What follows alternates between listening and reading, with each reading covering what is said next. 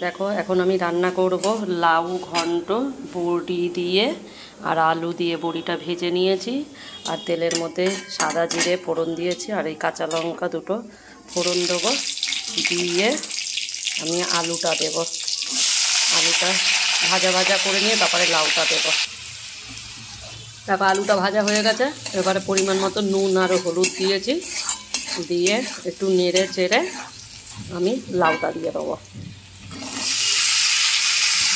এবারে লাউটা দিয়ে আমি গ্যাসটা কমিয়ে ঢেকে দেবো। দেখো তরকারি আমার হয়ে গেছে, লাউ সিদ্ধ হয়ে গেছে, নুন দিয়ে মুখে দিয়ে দেখেছি।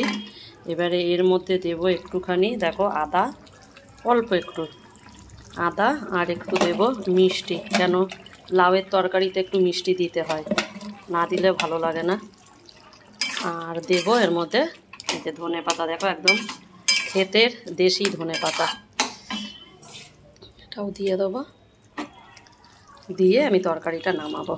তারপরে কি রান্না করব দেখো, এই দেখো শঙ্কর মাছ জলে ভিজিয়ে রেখেছি, বরফ এখনও ছাড়েনি, শঙ্কর মাছ রান্না করব। দেখো লাউ ঘন্ট আমার রেডি হয়ে গেছে বন্ধুরা। আর এখানে তেল দিয়ে দিয়েছি, আমি মাছ রান্না করব। মাছটা আজকের আমি কাঁচাই রান্না করব বন্ধুরা। ওর জন্য আলুটা আমি ভেজে নেব, আর আলুটা ভাজা বসিয়ে দেখো এখানটায় পেঁয়াজ, আদা, রসুন আর কাঁচা লঙ্কা এটা মিক্সিতে পেস্ট করে নেব। দেখো আলুটা লাল লাল ভাজা হয়ে গেছে। এবারে এর মধ্যে আমি মশলাটা দেব, পরিমাণ মতো নুন, হলুদ, লঙ্কার গুঁড়ো আর পেঁয়াজ বাটা, আদা বাটা, রসুন বাটা আর 3টে কাঁচা লঙ্কা বাটা। এবারে এটাকে ভালো করে কষাবো, আর মাছটাও এখনই দিয়ে দেবো, কেন মাছটা যেহেতু আমি কাঁচা কাঁচা রান্না করব, তো মাছটাও আমি এখনই দিয়ে দেবো।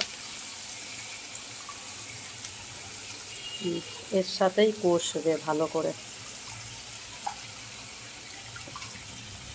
আর তারপরে দেখো একটা টমেটো রেখেছি, টমেটোটা একটু পরে দেব, এখনই দেব না। এটাকে কষিয়ে নিই, এটা ভালো করে কষুক। দেখো এবারে আমি টমেটোটা দেব একটু কষানোর পরে। আর এই মাছটুকুর দাম বন্ধুরা 120 টাকা, এই মাছটুকুর দাম। শঙ্কর মাছ আর ওই আর মাছ মানে রিঠে মাছগুলো বাজারে প্রচুর দাম, প্রচুর দাম। 400-500 টাকার নিচে আর মাছ তো 500 টাকার নিচে হবেই না ওই রিঠে মাছগুলো।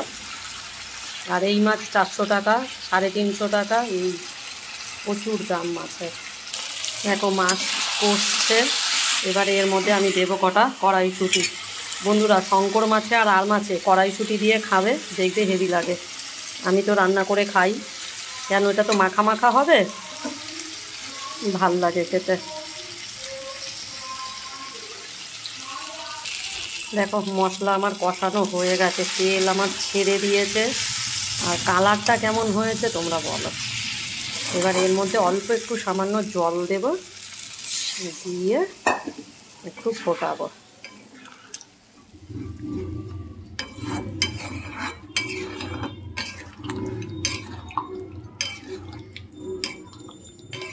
এবার একটু ফুটে গেলে তারপরে এটাকে নামাবো।